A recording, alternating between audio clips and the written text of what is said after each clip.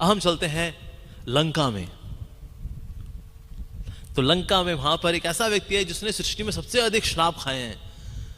मतलब अगर उस वक्त Guinness book of world record वाले अगर लोग होते तो उस वक्त रावण का होता है नाम उसमें।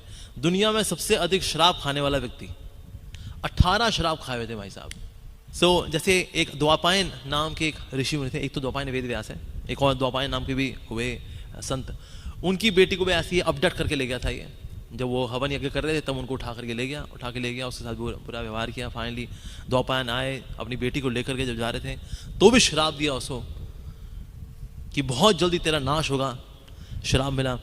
इसी प्रकार से ऐसे 10 ब्राह्मण कन्याएं थी, बहुत ही सुंदर थी, बहुत ही सुंदर थी, बहुत ही शालीन थी, लेकिन इनको देख करके इसका दिमाग खराब हो गया, उनके साथ भी इसने गलत व्यवहार कर दिया, उनसे भी श्राप लिया, जिस तरह से हमको तूने नग्न किया है, तेरी आंखों के सामने बंदर आके तेरी पत्नी को नग्न करेंगे तो, और तू कुछ नहीं कर पाएगा उस वक्त, ये श्राप दिया।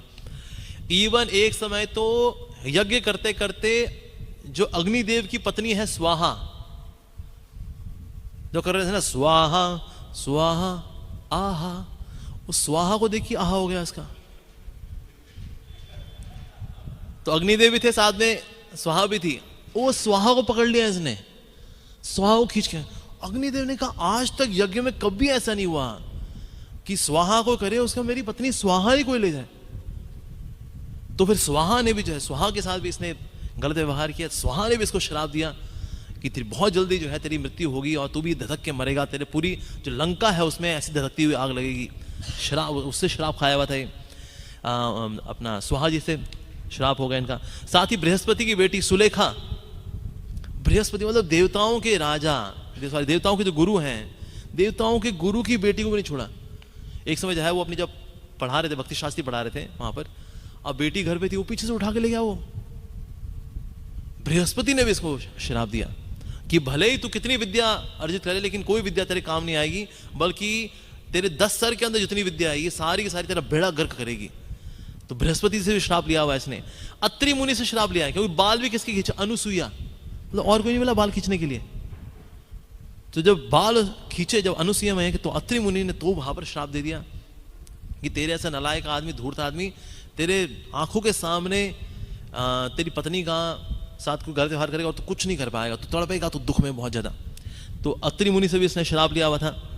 साथ ही पंजिका देवी नाम की थी, ब्रह्मा जी की पुत्री, मतलब ब्राह्मणों में सर्वश्रेष्ठ ब्राह्मण कौन, ब्रह्मा जी। ब्रह्मा जी की बेटी के साथ उसको भी लाइन मार ली इसने, ये बहुत बदमाश आदमी। एक समय तो स्वर्ग में गया, स्वर्ग में वहां पर सब बहुत बढ़िया एनवायरनमेंट था, तो वहां पर अभी शादी होने वाली, एक नल कुंवर, आप जानते हैं ना, असल में किसके पुत्र हैं, कुबेर के पुत्र हैं, कुबेर से रिलेटेड है। कुबेर के बेटे हैं, सॉरी कुबेर का भाई है वैश्रवा, उनके बेटे हैं। तो इन अ वे ये बहू लगती है, होने वाली बहू है ये। लेकिन इतना बेशरम आदमी, रंभा को देख करके इसकी बुद्धि खराब हुई। नलकुंवर उसकी होने वाली वाइफ है, तो कितना वो रोकती रही, कहता कुछ तो शर्म करो भाई, मेरे आप ससुर हो, मेरे ससुर। कहते हैं ससुर, ससुर क्या होता है, हम तो ससुरे हैं, हमको ससुर वसुर है, तो कुछ तो शर्म करिए। ये नलकुंवर, आप ये आपके परिवार की होने वाली हो और आप इस तरह कह रहे हैं, हमारे लिए कोई परिवार कुछ नहीं होता है।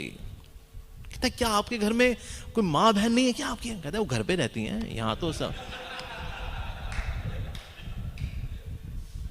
उसके बाद नलकुंवर के सामने ही रेप्ड रंभा, रंभा का वहां बलात्कार कर दिया।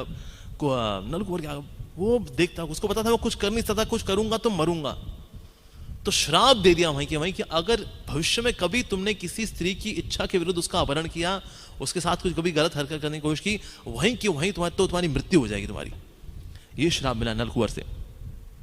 ऐसी एक समय एक बहुत ही तपस्विनी स्त्री, उसका नाम था वेदवती, ये तपस्या कर रही थी कि क्योंकि पिताजी ने बोला हुआ था कि अगर कोई पति धारण करने लायक है तो विष्णु है बस। और इस प्रकार से विष्णु का इतना गुणगान सुना हुआ था वेदवती ने कि तपस्या करके वो चाहती थी कि मैं बस विष्णु को ही अपने पति के रूप में स्वीकार करूंगी। तो उनकी जटाएं बन चुकी थी, जो शरीर था बहुत इमैनशिएटेड था, लेकिन इतना तेज था चेहरे पे, पूरे शरीर में इतना तेज था। तो रावण ये हवा में उड़ रहे थे, उड़ते उड़ते नीचे देखा, अरे ये कौन ध्यान लगाया भाई।